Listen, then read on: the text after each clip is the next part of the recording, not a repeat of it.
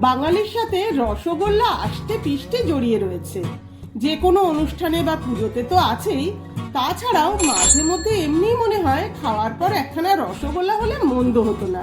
নমস্কার, বাচ্চা গেন্দ্রিক পিয়ালি ব্লগে স্বাগত।